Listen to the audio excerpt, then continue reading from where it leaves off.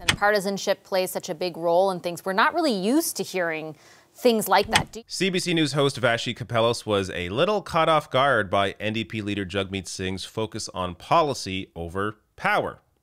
So I'll get to that clip and what that says about the media in a minute here. First, this discussion is over the recent confidence and supply agreement between the NDP and the Liberal government, in which the NDP will support the Liberals holding power until 2025 in exchange for things like expanded pharmacare and dental care. And if you want more of a breakdown on that deal, that agreement, you can watch my video on that. I'll link to below the video on YouTube as well. But I'm going to get to Vassy's reaction in the second video. First, I want to show you the full answer here from Jagmeet Singh in his discussion with Vassy Kapelos shortly after the deal was announced. Are you worried that if you run in the next election asking Canadians to vote for you as the potential next prime minister, they'll just instead think that they're voting for someone who keeps someone else in power as prime minister?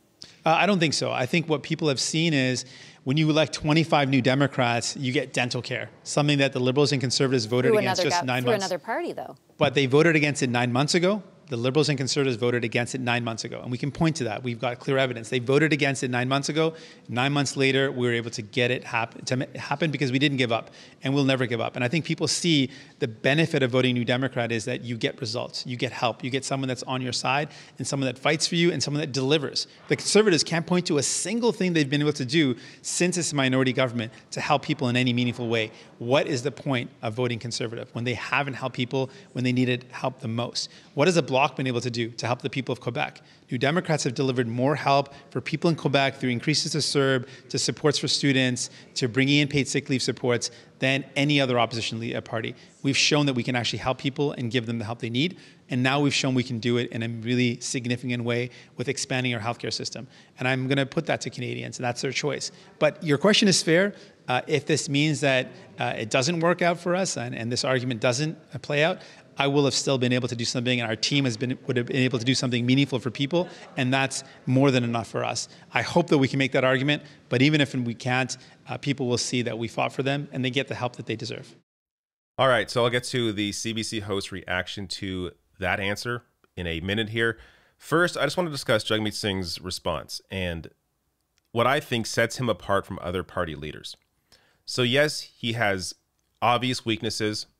I don't think he is strong enough on a variety of issues. I mean, for example, the dental care plan in this agreement is not universal dental care. It is means tested. So he maybe could have fought a little harder for actual universal dental care, but this is what you have to keep in mind here.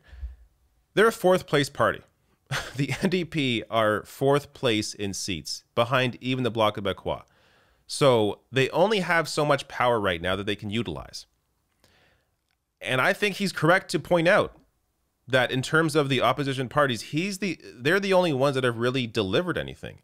They pushed the Liberal Party when it came to the variety of help that came during this pandemic. They're the ones that pushed the Liberals into a more progressive direction. Now, again, was it enough? No. But the NDP aren't in power. So they did what they could, and they actually accomplished something as well as they did here with this agreement. So instead of, there are a lot of cynics out there that look at this and think, well, look, he doesn't care about power. He doesn't care if he loses seats.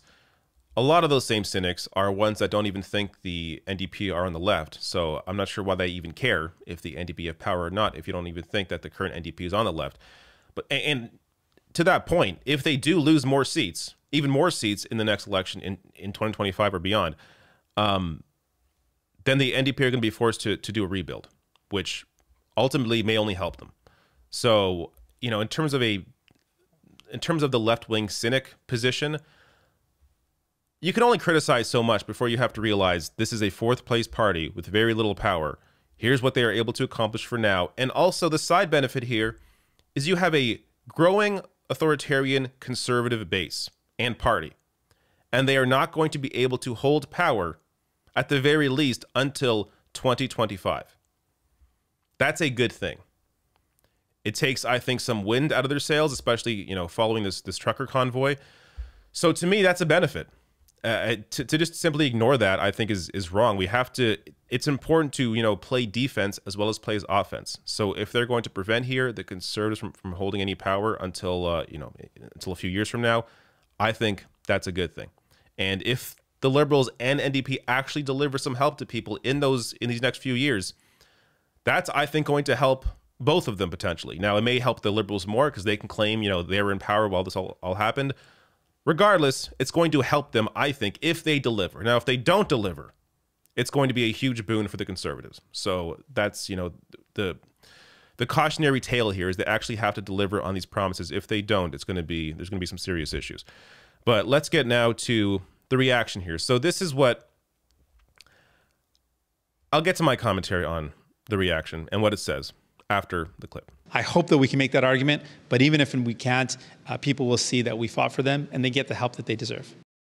It's interesting, Shakir, because in this world of like everyone is kind of interested in politics and partisanship plays such a big role in things, we're not really used to hearing things like that. Do you think it resonates with Canadians? I'm not sure. I think it does resonate. And Vassy Kapelos is right to point out that we are not used to hearing this, which is a point that I think the media generally needs to really hone in on, is why aren't we used to hearing politicians put society, the interests of society, ahead of themselves? And isn't that a problem? Shouldn't we explore that a little more? I mean, this show is called Power and Politics.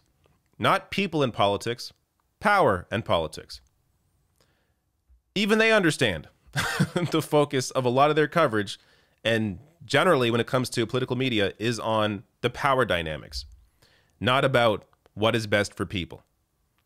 So this is, you know, not an issue here with Vassy Kapelos or even the show, but just generally the way the media, it becomes so jaded with politics generally that it becomes more entertainment than anything. And looking at these various parties as teams and what team's going to benefit under this scenario and who's going to lose under this scenario, as opposed to looking at, hey, let's center society, people at large, what's going to benefit people, how should lawmakers be acting to help them? So maybe this will spark something in some members of the media. This is wishful thinking on my part. I know it won't, but man, it's important to find what guides you. If you cover politics, what is guiding you? Is it your interest in just finding out, you know, what's the big story today? Or is it, hey, let's help people. How can we best help people? And have that as your center.